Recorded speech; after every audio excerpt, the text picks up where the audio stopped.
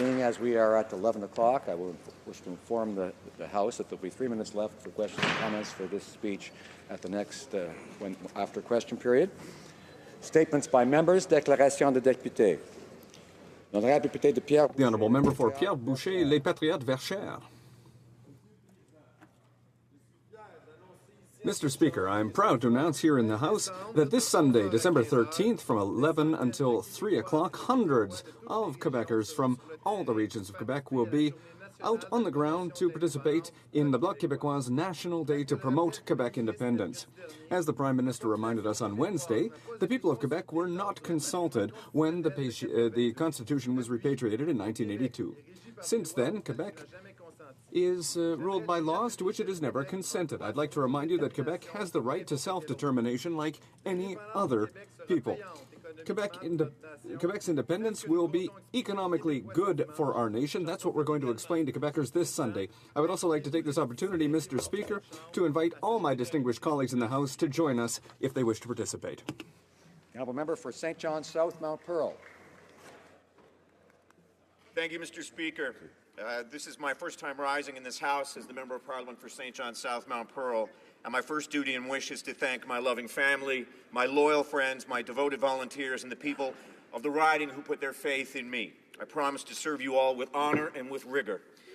Mr. Speaker, the government has moved swiftly in its first days on a matter of crucial importance to the people of my riding. The announcement that the St. John's Marine Rescue Subcentre, closed 3 years ago, shall be reopened. My thanks to Minister Tutu and to my fellow MPs for their hard work and their advocacy. This centre provides crucial search and rescue capability for over 900,000 square kilometres of ocean. It is the protector of those who make their lives at sea, including our fishermen and the many who work to produce our plentiful offshore oil. Helicopters transport those workers, Mr. Speaker. Beneath them fly Signal Hill. Beneath them, as they fly, are Signal Hill, the Narrows, Bay Bulls, Witless Bay. I invite the honourable members to come visit my beautiful riding, and as our famous tourism ads say,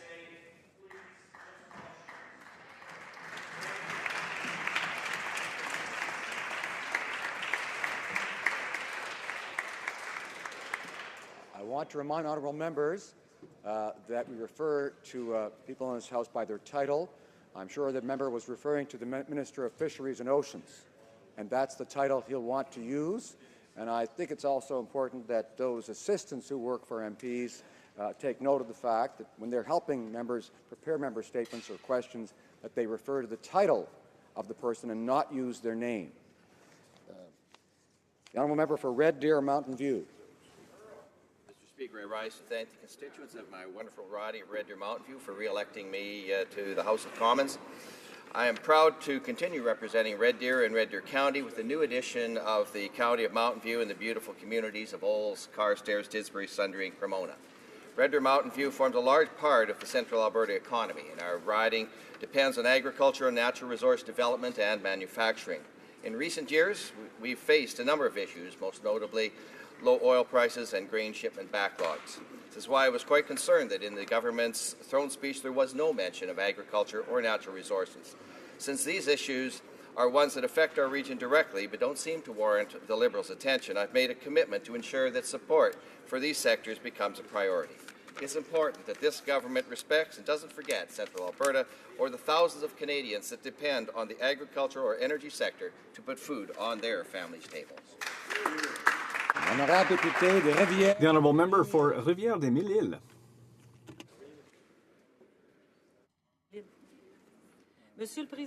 Mr. Speaker, this is the first time that I rise to speak in this House of Democracy. I feel very privileged to bring the voice of the people of my riding to this House, to my voters, volunteers, and my family. Thank you. Thank you. I would also like to take this opportunity to wish all of you here my sincerest best wishes for this holiday season. Merry Christmas and an excellent 2016. Mr. Speaker, Rivière-des-Mille-Îles is a riding that is lucky to have a number of innovative businesses, particularly in transport. I will soon be visiting Novabus in Saint-Eustache, which has been working in collective transport for many, many decades. For a number of years, this company has been showing its leadership in electrified buses and hybrid buses. Mr. Speaker, I would like to note... Member for Hamilton Mountain.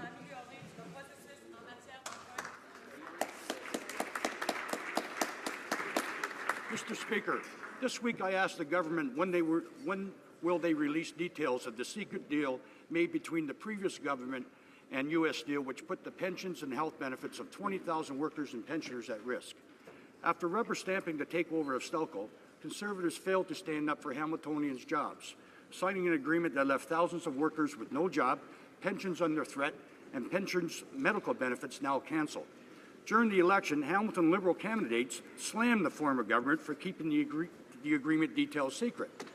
In answer to my question, the minister made it clear this government has no intention of releasing the details of the deal requested by the workers, pensioners, United Steelworkers, and by all the sitting NDP federal and provincial members representing Hamilton ridings.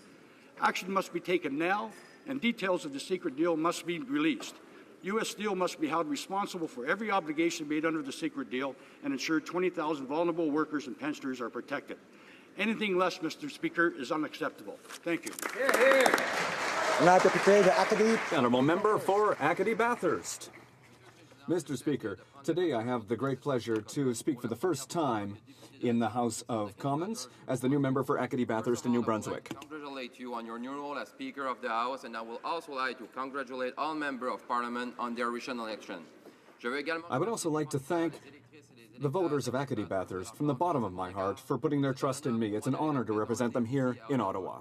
The riding of Acadie-Bathurst has gone through difficult times on economic, social, and cultural fronts during the last few years. Our plan means better times ahead, and it will help us rebuild the riding of Acadie-Bathurst in many ways. I am proud to live in a riding where French and English-speaking communities and the Papineau First Nation share the land and work together to grow our economy. The honourable member for Oshawa. Mr. Speaker, my first order of business is to thank the constituents of Oshawa for affording me the opportunity to represent them in this place for a fifth term. Mr. Speaker, I'm honoured and humbled. Oshawa's ties to the auto sector run deep. I was proud that our Conservative government invested in the auto industry after the economic downturn in 2008 and 2009 and helped save Canadian jobs. But things have changed, Mr. Speaker. The Liberals are back. The new Liberal government has abandoned the auto industry and the communities like Oshawa in their throne speech. They chose to ignore the competitive challenges Oshawa is facing due to the high cost of energy and labour created by their cousins, the Ontario Liberals. To add insult to injury, these federal Liberals seem determined to implement these failed energy and payroll policies across our great nation. These policies have destroyed Ontario's competitiveness compared to northern U.S. states. Mr. Speaker, I urge all members of this House to join together in creating policies that promote the creation of auto jobs, not policies like payroll and carbon taxes that will kill them. Now the member for Fredericton. Mr. Speaker, it's an honour to rise in the House today as the representative of the good people of Fredericton and the Greater Fredericton region. Mr. Speaker, I will work hard to earn the trust of these people every day.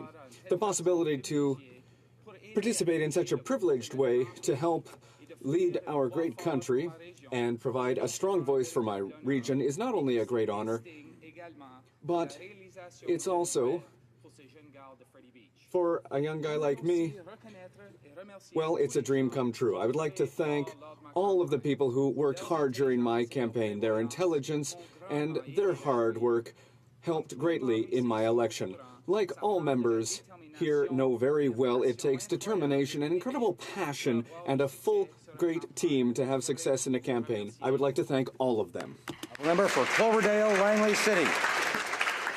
Mr. Speaker, as I rise in this House for my first time as the first member for Cloverdale, Langley City, I want to thank the residents of my riding and my family for their support. I also want to acknowledge that my riding falls in the traditional territory of the Coast Salish peoples. I served our country for the last 32 years as a federal public servant with Parks Canada, living and working in many regions of our country. My new position as Member of Parliament is a continuation of my extensive career in public service. Currently, the three main issues that families of Cloverdale Langley City face are the struggles with high costs of living in Metro Vancouver and stagnant earnings, the serious transit shortfalls in our region south of the Fraser in Metro Vancouver, and poverty, homelessness, addictions, and crime. I'm excited to see that this government's plan to bring real change directly addresses the issues of my constituents. I look forward to addressing the concerns of my riding in this House and working with all members to improve our communities and our country. Thank you. The honourable member for Leeds, Granville, Thousand Islands, and Rideau Lakes. Mr. Speaker, since this is the first time I'm making a statement in this place in the 42nd Parliament, I want to begin by congratulating all of the new and returning members. I also want to thank the fine people of Leeds, Granville, Thousand Islands, and Rideau Lakes for electing me to represent them for a fifth time. I'm humbled and honoured by their trust and expectations. On a more somber note, Mr. Speaker, I was saddened this week to learn of the passing of my friend Harry Pratt of Kemptville in my riding. A real estate broker, Harry worked tirelessly for his community, serving on numerous boards and organizations. He has been called the town's biggest cheerleader. Hospitalized with pancreatic cancer this past Saturday, friends and family turned the cafeteria of the hospital into a wedding chapel so that Harry could watch his daughter get married. He passed away on Sunday afternoon. He was 68.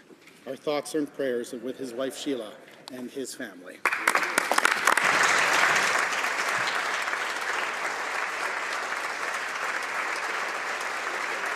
The honourable member for Niagara Centre. Mr. Speaker, next Tuesday, December 15th, the Welland Minor Hockey midget teams and people across Niagara Centre will be dressed in purple to remember the life of Julia Turner. Julia tragically lost her life to cancer at the age of 15. She was an avid hockey fan, and now, every year, her friends come together to play in the Julia Turner Hockey Night in Welland in her memory. Julia was committed to helping those less fortunate throughout her community. To celebrate her life and her work, everyone is asked to bring a non-perishable food item to donate to the HoC Centre in Welland, Ontario. I would like to thank the organizers of Julia's Hockey Night in Welland, especially her family, her friends, for their heartfelt tribute to a remarkable young woman. And in the spirit of Julia's dedication to helping those in need throughout her community, I would like to remind all members of the House and those throughout the community and all Canadians to think of those less fortunate as we enter the holiday season and support your local food bank. Thank you, Mr. Speaker. The honourable member for Cambridge.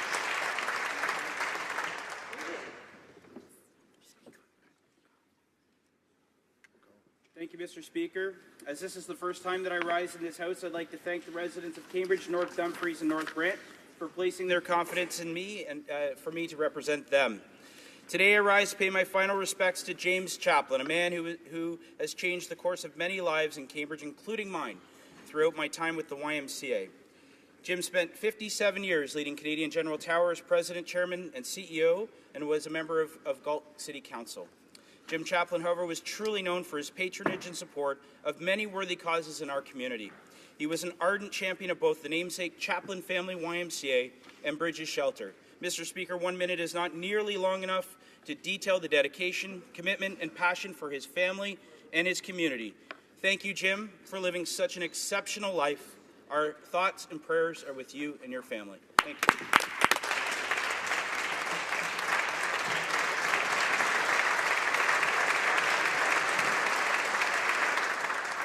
The honourable member for Bruce Grey, Owen Sound. Thank you, Mr. Speaker. The House of Commons has been back only a week, and already Santa's elves are seeing who is being naughty and nice. With broken promises on deficits, refugees, transparency, and Senate reform, our Liberal colleagues must be getting worried about the carbon emissions from the coal they will get in their stockings. But on a more serious note, Canadians are disappointed that the Liberals are sticking with their plan to step back rather than step up in the fight against the brutal terrorists of ISIS. They should listen to people such as the Liberal members for Fleetwood, Port Kells, and Kelowna Lake Country, who wisely both indicated during the campaign that continuing airstrikes was a key component of a balanced approach. Rather than listening to their own members, why has the government forced them to vote against their beliefs on a matter such importance to millions of victims of the brutal ISIS regime? Mr.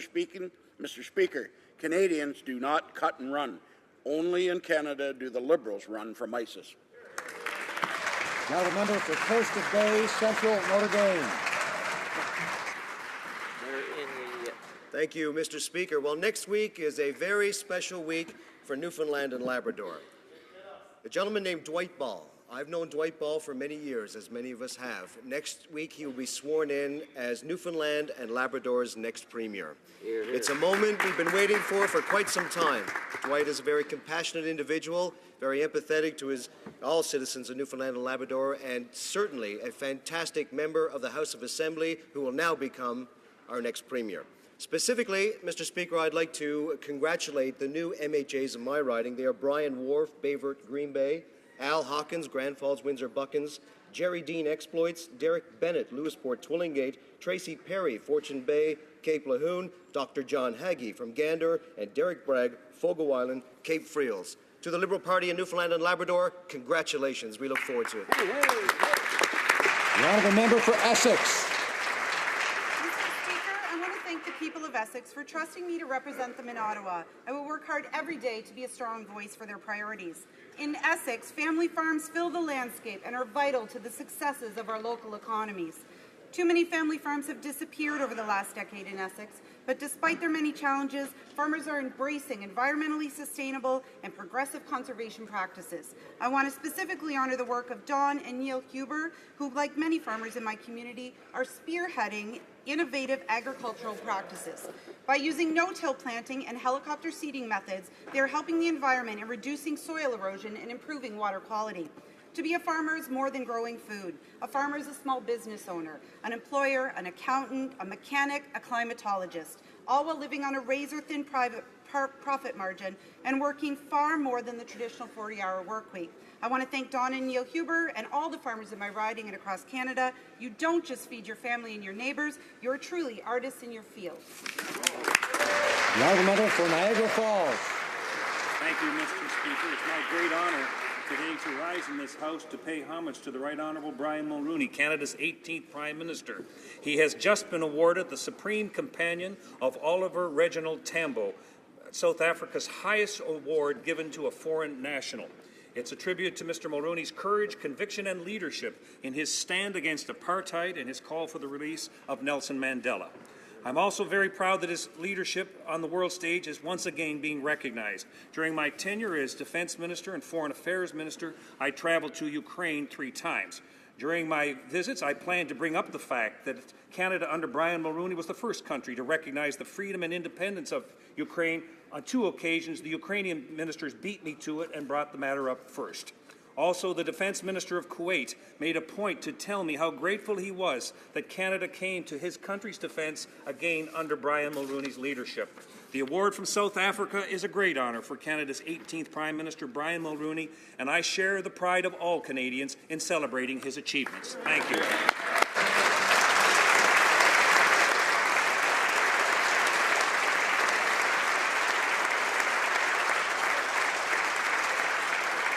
The member for Toronto Danforth.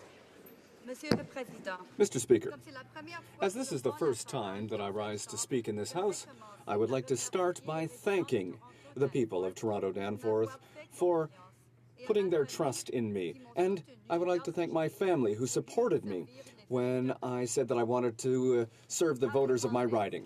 This is a season that gives us a chance to connect with the people we care about. It's also a time for us to remember the people around us who are struggling and to see how we can make their new year brighter.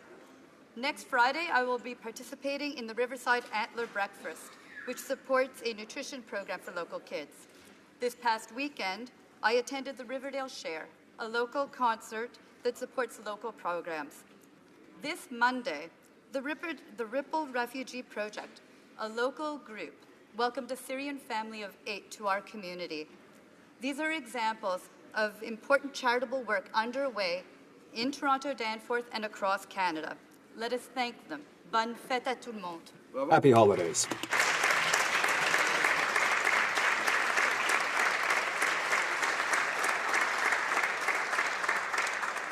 Oral questions, questions orales.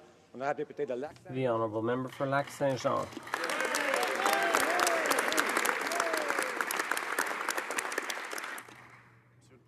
Mr. Speaker, the Prime Minister loves to make lofty speeches about the Senate, but on the facts, it's the same old Liberal cronyism. Without any consultation, the first thing the Prime Minister did was to appoint a speaker, and into the bargain, a unilingual one. Thank you, Mr. Speaker. As my colleague knows full well, we've undertaken a new process to appoint senators, a much more transparent, open process, open to Canadians from all walks of life. When the Prime Minister appoints a new speaker, we chose someone of the utmost integrity, an experienced parliamentarian, and it's the first time we've had a speaker from Newfoundland and Labrador. The Honourable Member for Lac-Saint-Jean. Mr. Speaker, this is cronyism, pure and simple. For the government House Leader, it's time for the witch hunt season. The chair of the board of directors of Canada Post came along to thwart the government House Leader's plans to see qualified Canadians laid off. Ms. Matthews said that that Canada Post chose a process and the person selected should be respected. Can the government House Leader, is he going to keep trying to make jobs for cronies of the Liberal Party? It's a bit rich coming from the member opposite, that question. I have to say, Mr. Speaker, that our concern has always been based on a process undertaken by the former government. We found it to be abusive, and what we've done about it is to make the appointment process more transparent, more open, and if Canadians were appointed under a process that we considered to be wrong, if they want to reapply, then they will be considered. That was what was in my letter, and I'm surprised that the chairman of the board of directors decided to release the names of the people who received those letters, because at no time did we release the names of those individuals. I now recognize someone who's been of enormous assistance to me in the last few days, the Honourable Member for Regina Capel. Mr. Speaker, we have already seen the Liberals' inability to manage costs related to resettling refugees, with their campaign promise of $250 million ballooning to over $1 billion. And now we know why. Former Liberal MP Denis Coderre has found a way to use money meant for resettlement to take care of his friend with an $1,800 a day consultant's fee. This is money that could actually go to help refugees. Mr. Speaker, the City of Toronto has employed 4 people for the same amount. What steps will the government take to ensure that federal tax dollars are being spent on the world's most vulnerable instead of on high-priced Liberal friends? The Minister of Immigration. Mr. Speaker, I was unaware of this point regarding Denis Coderre, but I will look into that immediately. And I just want to say that my colleague, the Minister of Health, and I, and the Minister of Defense were with the Prime Minister and 2 opposition colleagues last night, and it was a wonderful, wonderful evening to greet the first refugees in an Air Force plane to arrive in Toronto. It was a wonderful night for all Canadians to celebrate.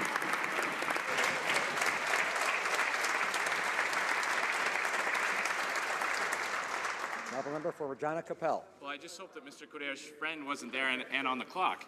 Mr. Speaker, as it stands now, the only vote the Liberals are planning on holding on changes to the electoral process is a vote in this House where they can use their majority to get their preferred outcome. Only 184 Liberals will get the final say on how 30 million Canadians choose their next government.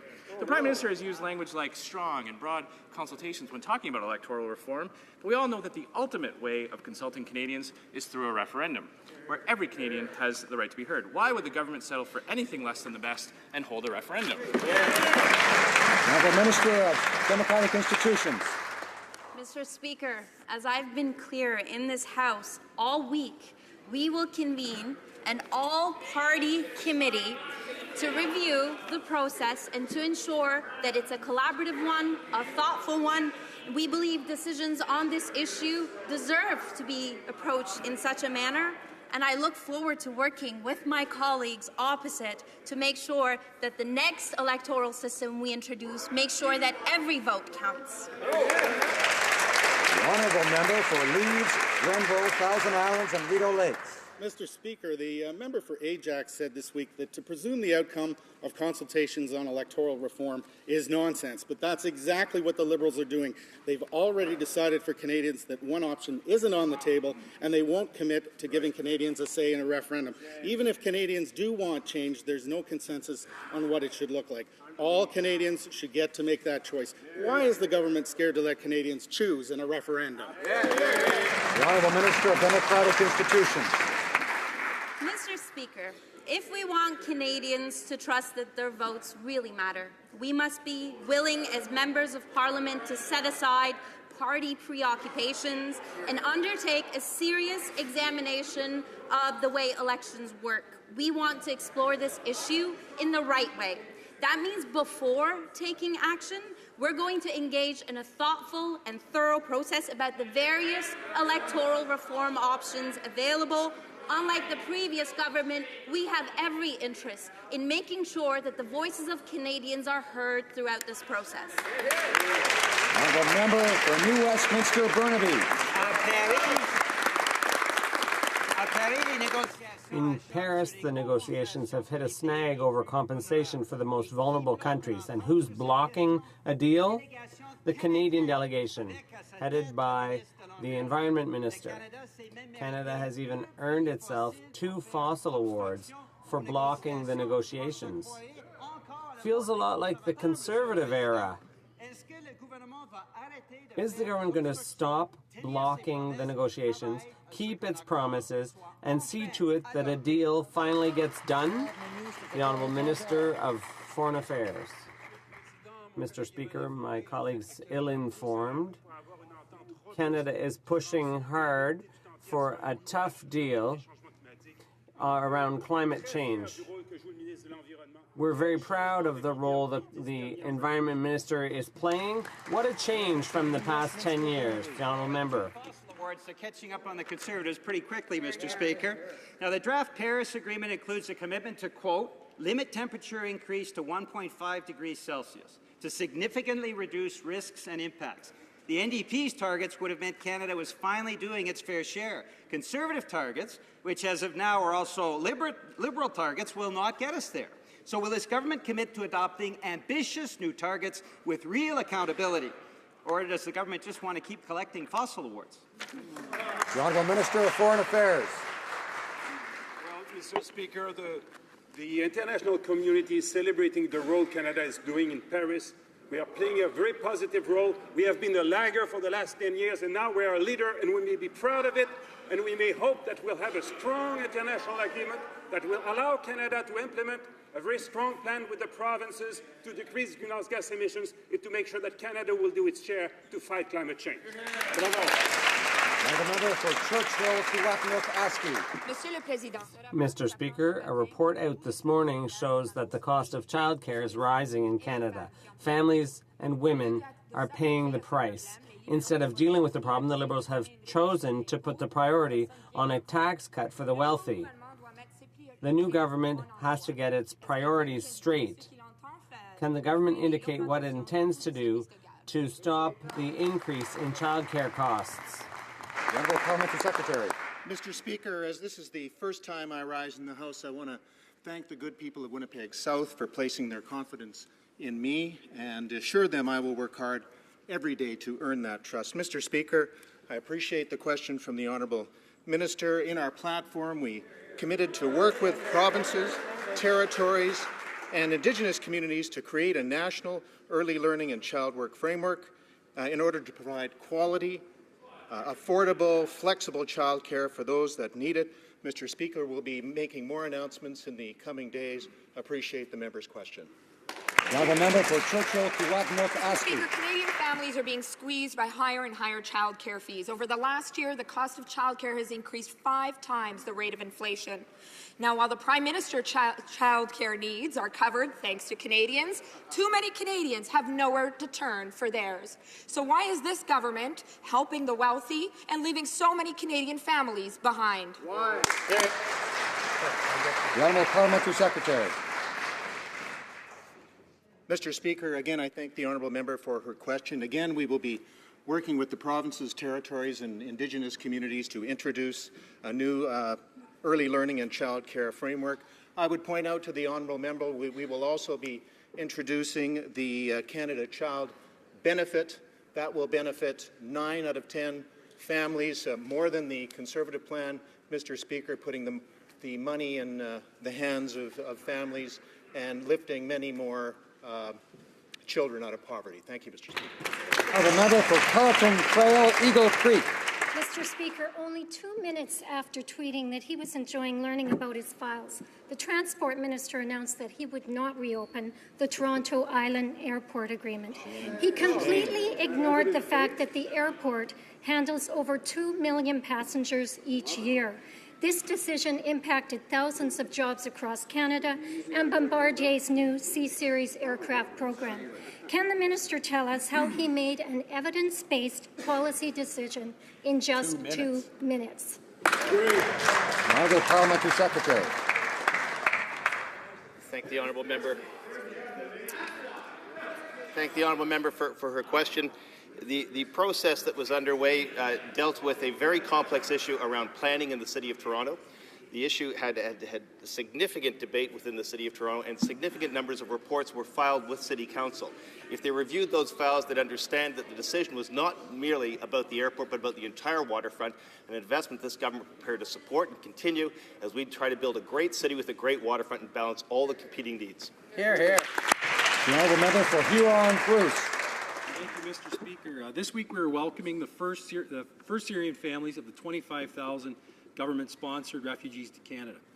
So why is this government leaving Afghan refugee James Akam out in the cold? James served bravely alongside our troops in Afghanistan as an interpreter and now needs refuge in Canada. At a time when we are welcoming thousands, why is this government leaving Mr. Akam out in the cold after he's showed tremendous service for this country? Honourable Minister of Immigration. Mr. Speaker, I thank the honourable member for his question and also his acknowledgement that this was indeed a wonderful evening last night, as it was. I neglected to mention, in addition to my federal colleagues, Kathleen Wynne was also there, the Premier of Ontario. And in answer to the question, that case is under active investigation by my department as we speak. Honourable member for Chilliwack-Hope. Thank you, Mr. Speaker. On Canada's east coast, the Arctic surf clam fishery is healthy and sustainable and exclusively controlled by only one company. Former Minister Gail Shea proposed that the fishery be increased and open to new entrants based on the scientific advice of DFO officials. This week, the town of Burin and the Cook Clam Group joined a growing list of municipalities and companies calling on the minister to allow new entrants into the fishery. I know that fisheries didn't warrant a mention in the throne speech, but what is the minister waiting for? When will he end the Arctic surf clam monopoly and help create these new jobs? Secretary to the Minister of Fisheries. Speaker, the decision with regard to fisheries opening and level of catch will be made based on sound science and in consultation with those who largely depend on the fisheries. Managing fisheries based on robust scientific evidence is a priority for the government, and for the first time, I think scientific and biologic will be able to speak freely regarding when it comes to fisheries in the ocean. Thank you, Mr. Speaker. Now the member for North Okanagan-Shuswap. Thank you, Mr. Speaker. I'm honored today to speak for the first time on behalf of the residents of North Okanagan. Mr. Speaker, the longer this minister waits, the longer the people of Atlantic Canada must wait for these new jobs. The Atlantic clam fishery represents real opportunity for real economic growth in this region. When will the minister follow through on the Conservative plan to support the new entrants, and why doesn't he act on that today? Hear, hear. The Honourable Parliamentary Secretary. Mr. Speaker, managing fisheries based on a robust and scientific evidence is a priority for the government, and that is why, Minister, I've instructed the official to review recent decision in this fisheries and return with advice on way forward is consideration. Thank you, Mr. Speaker. The Honourable Member for Beauport, Côte-de-Beaupré, Île-d'Orléans, Charlevoix. Mr. Speaker, at the last summit of the Francophonie in Dakar in 2014, Canada and heads of government from the Francophonie passed a resolution expressing their concern about the increased level of terrorist violence in Francophone countries and expressing their unflagging support for the fight against terrorism. While our allies throughout the world are stepping up their fight against terrorism and ISIL, Canada is stepping backwards by withdrawing our CF-18s from the coalition. Does this government also plan to let down its Francophone partners in the fight against terrorism? The Honourable Minister. As I also has repeatedly stated that we are continuing the fight against ISIS. And I am particularly concerned about the reach of ISIL into other regions, and in particular into other nations. And we'll be making sure that we work with our coalition partners to look at our intelligence, and so that we have the right capabilities and to be able to prevent future disasters that has taken place in the past. Thank you.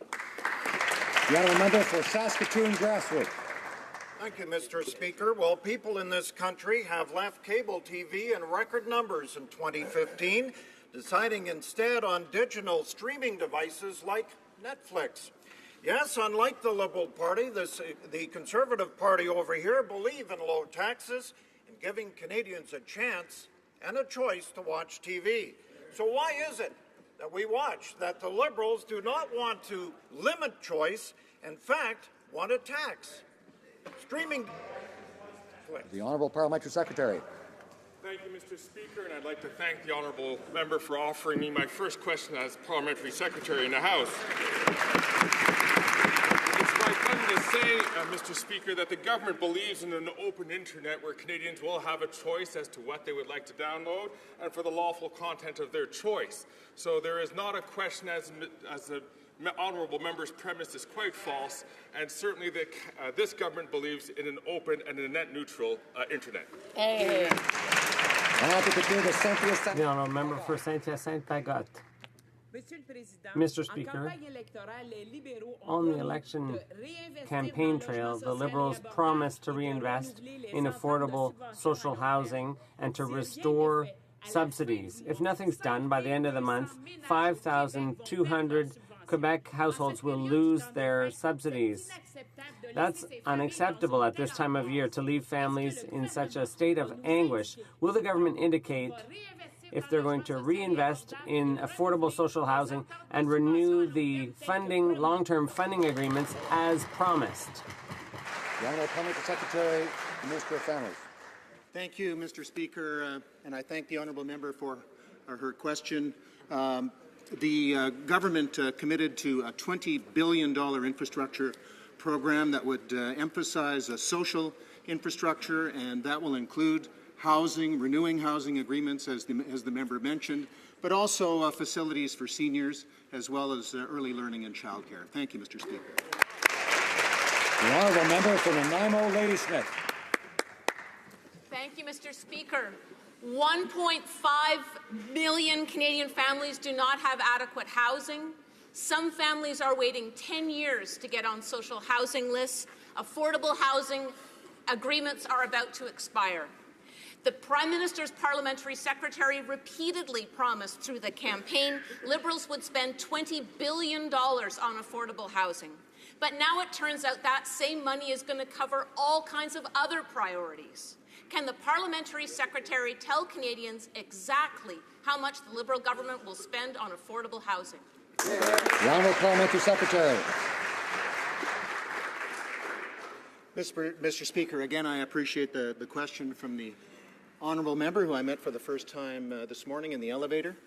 And, Mr. Speaker, I would just repeat what I said before. Our government has committed to $20 billion over the next 10 years in social infrastructure.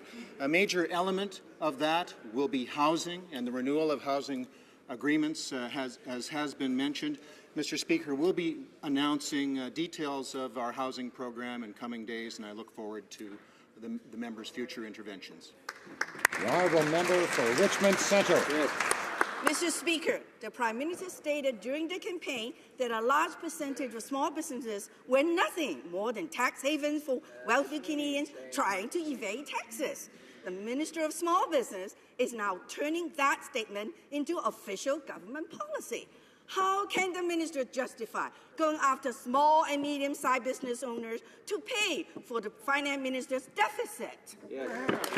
Now the Minister of Small Business and Tourism. Thank you, Mr. Speaker. It is both an honour and a privilege to stand in this House, and I would like to thank the good people of the riding of Waterloo for having me here. I will represent them.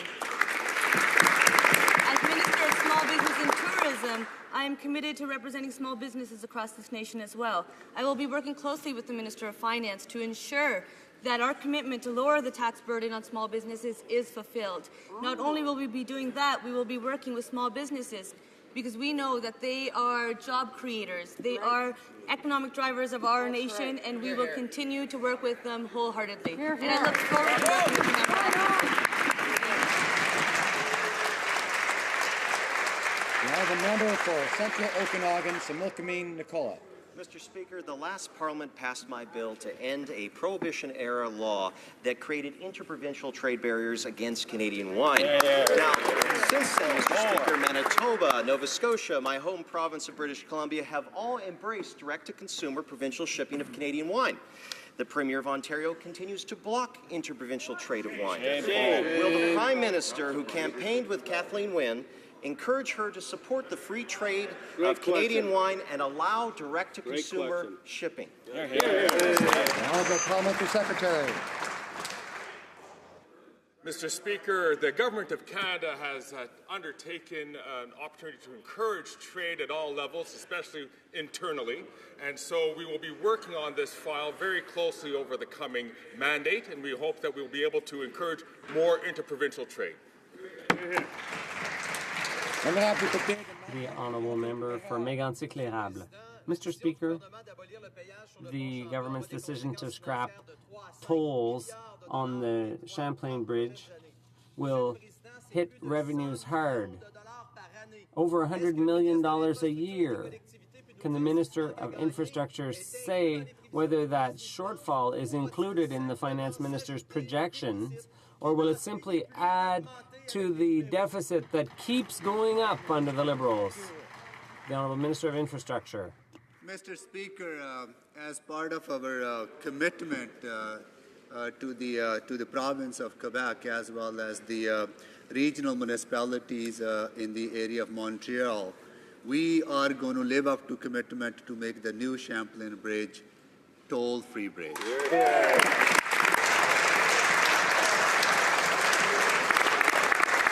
The current framework includes all the cost to build the bridge, to maintain it, and to run it. So everything is included in the current framework, and tolling revenue will have no impact on our framework.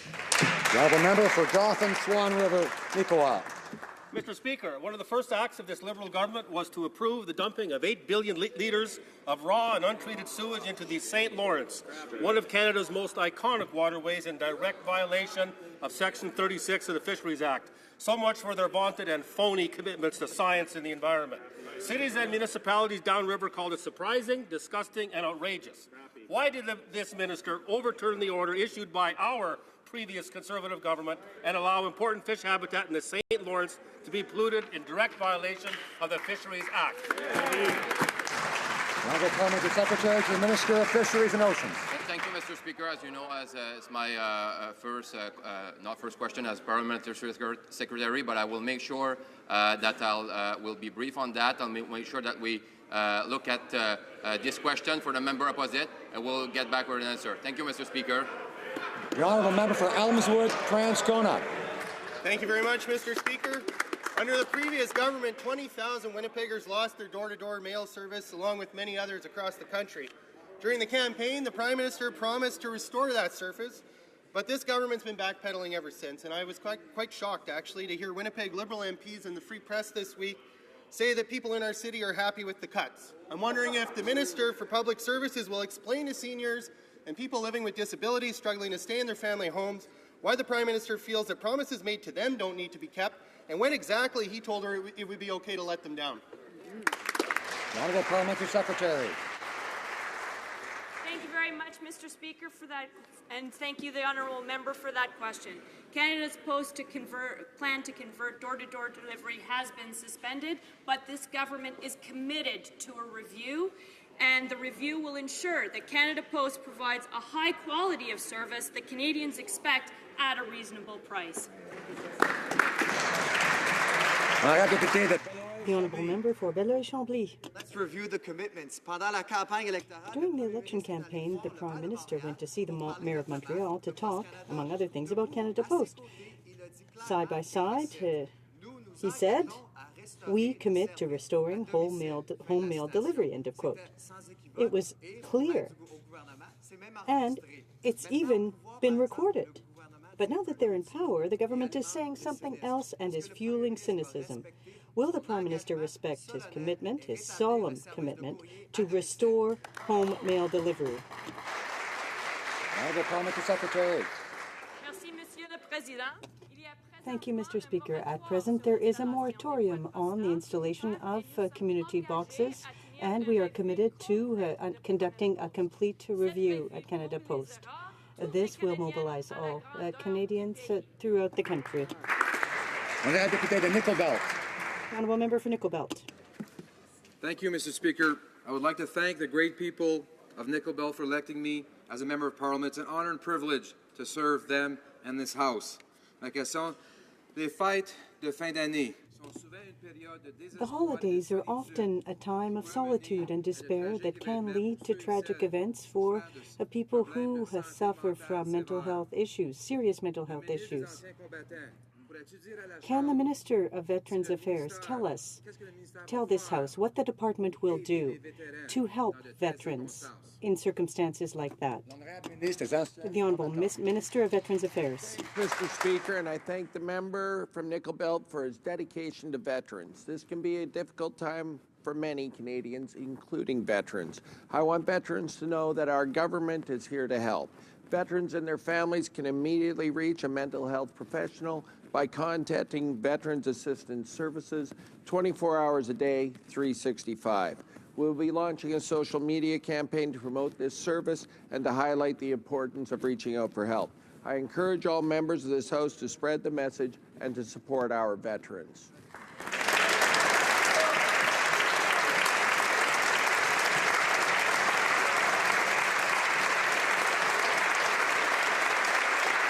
The honourable member for Fort McMurray Cold Lake. Mr. Speaker, residents of Northern Canada face punishing cost of living due to their remoteness and limited transportation. The Liberal campaign platform promised tax relief for residents of Canada Northern Zone through a 33% increase in allowable deductions for Northern residency. Mr. Speaker, Northerners expect that this important tax cut would apply to the 2000 tax year. Why is this government already ignoring Northern Canadians?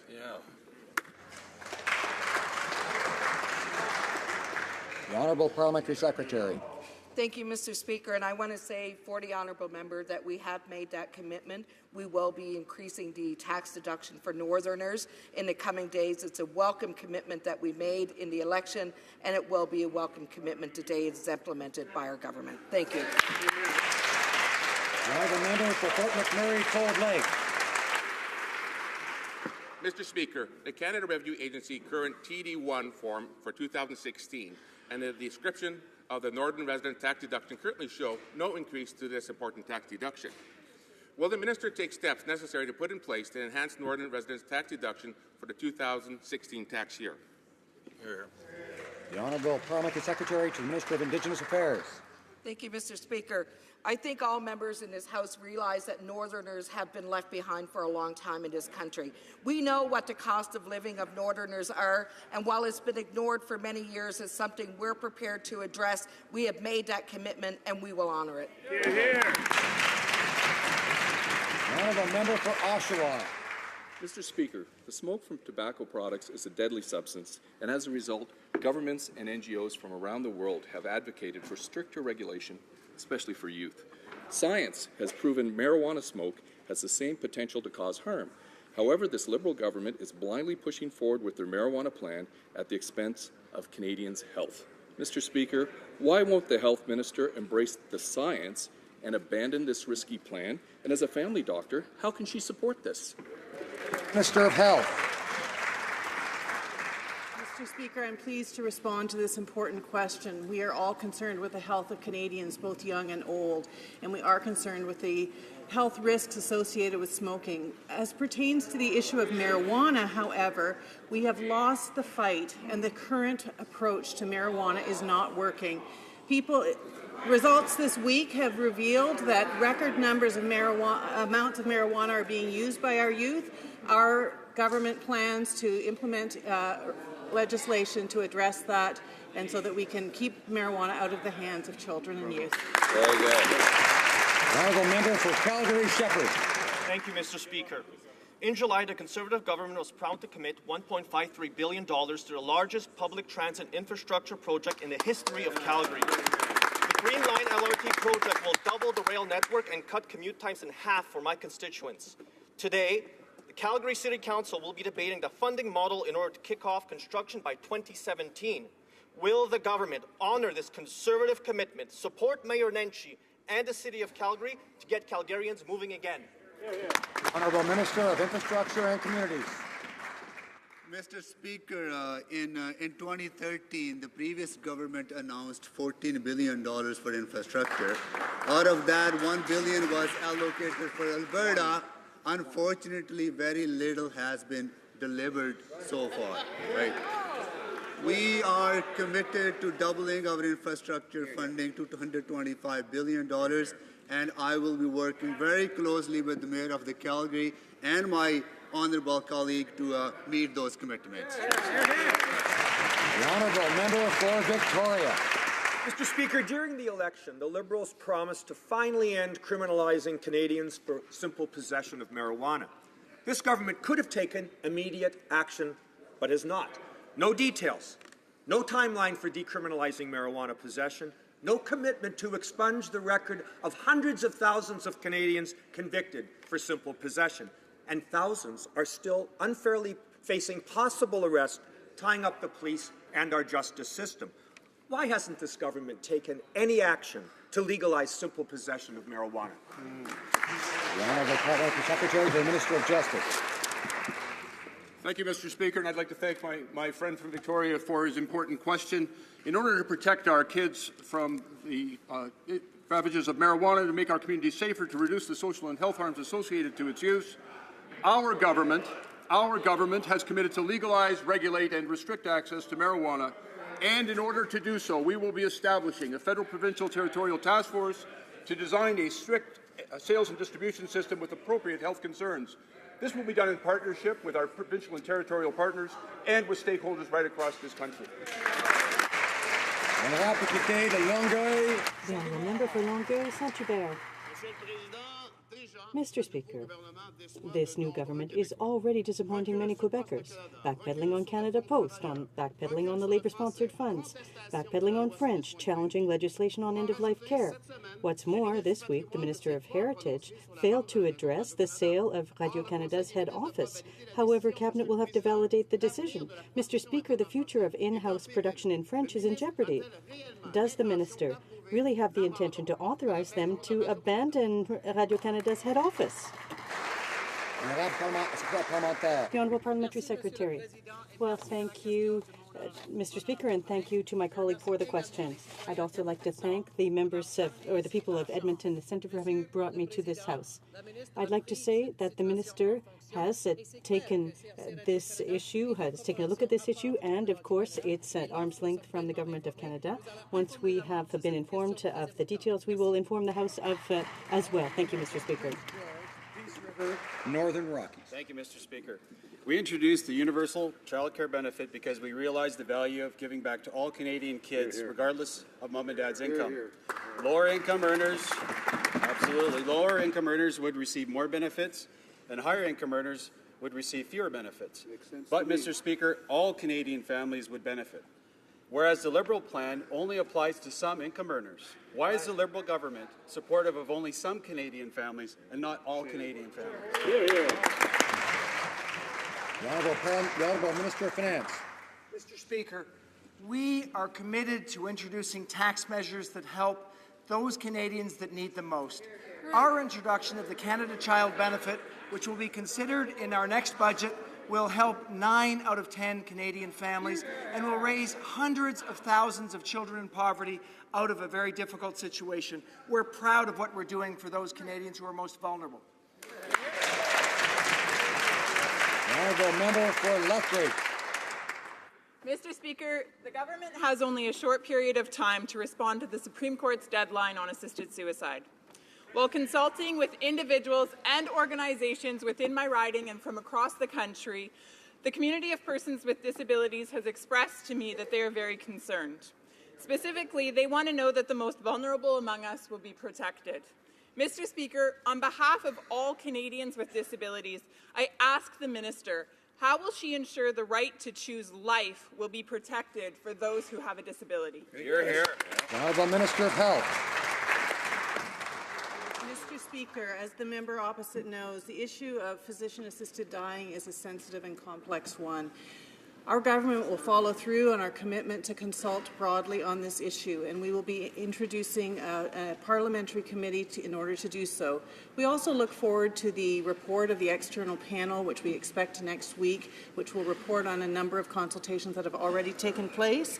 And I look forward to working with my colleague, the Minister of Justice, in responding to this very important issue. The member for Souris Moose Mountain. Thank you, Mr. Speaker. As I speak for the first time in this House, I'd like to thank the great people of Souris Moose Mountain. Mr. Speaker, On the Podium was created by our Conservative government and has supported our athletes and contributed to their success. Can the Minister of Sport assure Canadian athletes as they prepare for the Rio Olympics that their funding will not be on the chopping block as the Liberals look for ways to contain their runaway deficits? The Honourable Minister of Sport. For that very important question. As a former athlete who represented Canada and stood on the podium proudly, I can assure this House that we think of athletes at the core of every decision we make. As part of our ongoing due diligence and our quest for accountability, transparency, and the effective use of public funds, we are looking at our entire targeted excellence strategy, including our support to Own the Podium. The fact is that athletes and coaches know that we have to review our game plan on an ongoing basis. That's what we're going to do. We're going to do the best for our athletes, and they're going to represent us proudly next summer in Rio.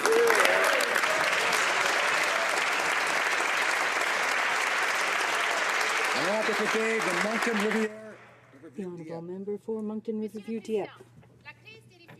Mr. Speaker, the crisis of Syrian refugees has brought Canadians together with community groups who are all making important contributions to help deal with the largest crisis since the Second World War. It's a national project.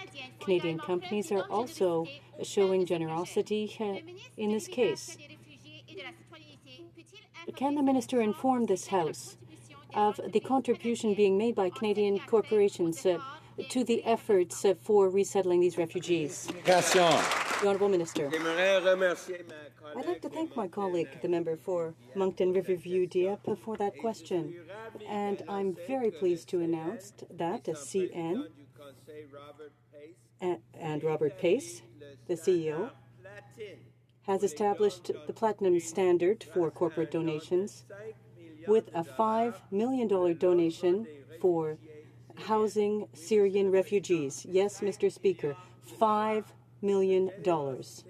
The generosity of all Canadians will ensure that this national project is successful, that we're all so proud of. Anna Kingston. Thank you, Mr. Speaker, the Liberal plan for electoral reform without a referendum has been universally panned in the media. For example, the Toronto Star states, quote, "The government's approach displays unprecedented arrogance." The Star is right for the following reason. If first past the post gives false mandates, as the Liberals claim, then surely winning 39% of the vote under first past the post gives the Liberals a mandate to put options before Canadians, but nothing more. It is Canadians themselves who must make the final choice, and only a referendum represents a true mandate for any particular change to the present system. Isn't that so, Mr. Speaker? The Minister of Democratic Institutions. Mr. Speaker, it's essential that we begin a conversation with Canadians and parliamentarians about how we're going to bring our voting system into the 21st century. And that's why we're bringing forward historic changes to the electoral system. We're going to engage Canadians in an open and transparent dialogue, and those in this House, the government has no intention of prejudicing that debate, and we have every interest that all voices be heard. I hope that all my colleagues across the aisle will join us in this effort. The Honourable Member for Willowdale. Member for Willowdale. Mr. Speaker, Canadian is a positive and optimistic plan for the future that will provide economic growth by investing in jobs and lowering taxes for the middle class. When middle-class Canadians have more money in their pockets to save, invest, and grow the economy, we all benefit. Could the Honourable Minister of Small Business and Tourism please inform this House of the actions the government will take to help small businesses? Small business and tourism. Thank you, Mr. Speaker, and thank you to the honourable member for the great question. I look forward to working with all honourable members of this House and Canadians across the nation to ensure small businesses are represented. Small businesses are drivers of the economy. They employ 90% of the private sector workforce and account for about 40% of the GDP. Our government will support them. We will support them to be more productive, innovative, and export-oriented.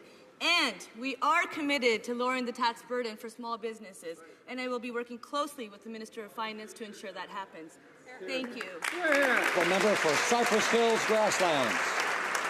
Mr. Speaker, yesterday when answering a question, the Minister of Global Affairs mocked and laughed at the notion of muzzling officials, but that's exactly what he's doing. Wow. The Office of Religious Freedom has received international praise for promoting Canada's role in addressing religious freedom around the globe.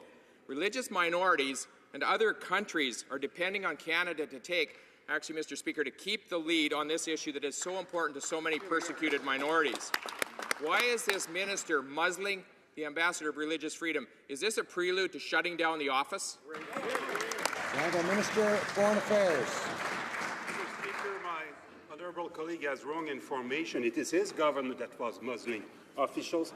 We don't do that. To the contrary, we have encouraged our officials to speak in order to help the government to go through its mandate. And part of our mandate is to protect the freedom of religion, as all freedoms, to do it proudly and strongly as Canada should be. The honourable member for Rivière-du-Nord. Mr. Speaker, the government is planning to set up a committee that will probably be the most passionate debate in Quebec in recent years on medically assisted dying. A unanimous position was adopted in the Quebec National Assembly, and the Prime Minister has stated to the House Leader that all members must discuss these important issues. On this committee, I ask then, how can it be the fact that they will exclude the Bloc Québécois when the Bloc Québécois, and there are too many people in Quebec interested in this important issue? Thank you, the Honourable House Leader.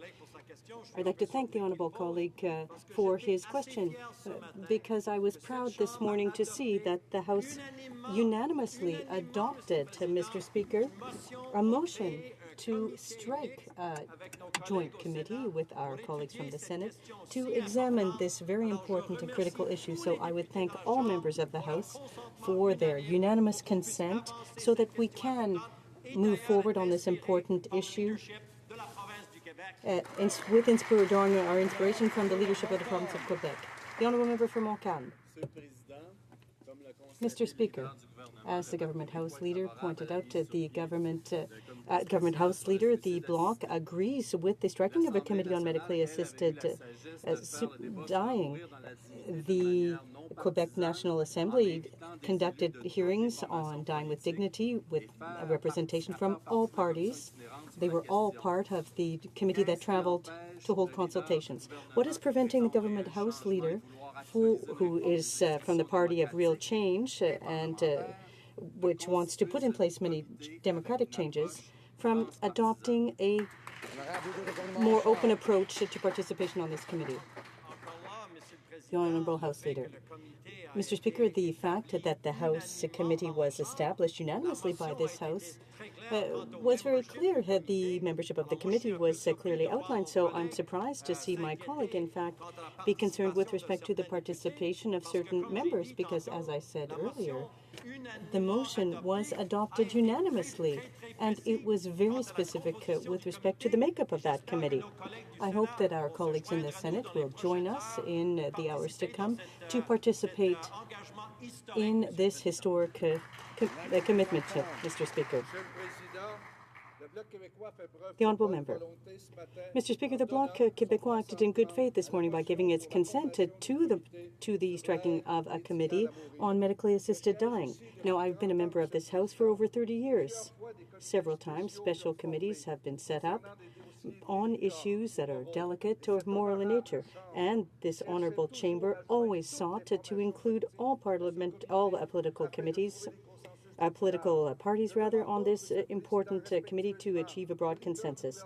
I call therefore on the government and ask him if he's prepared to review the makeup of the committee by holding discussions with the other leaders to allow a member of the Bloc to sit on the committee without the right to vote, simply the right to speak. Is that too much to ask, Mr. Speaker? The Government House Leader. Mr. Speaker, my colleagues will perhaps be somewhat frustrated with this situation, but I hope that has nothing to do with the content of the motion that was adopted unanimously by the House of Commons. Mr. Speaker, you know full well that we want to consult all Canadians in an appropriate and responsible way.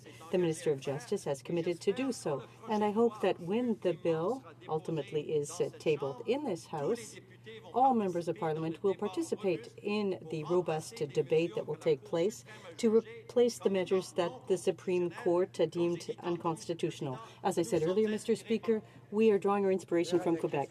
Maintenant terminé. That concludes question period for today. Orders of the day. No? Routine proceedings. I'll just sit and let them.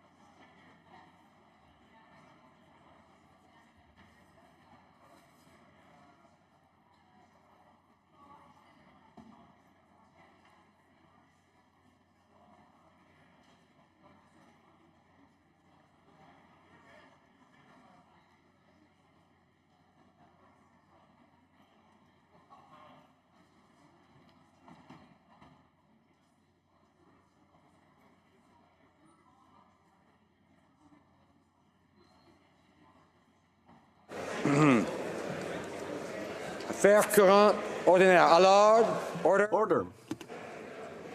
Order. Maybe the whip maybe the chief government whip could assist me by encouraging his members to have their discussions behind the curtains or in the lobby.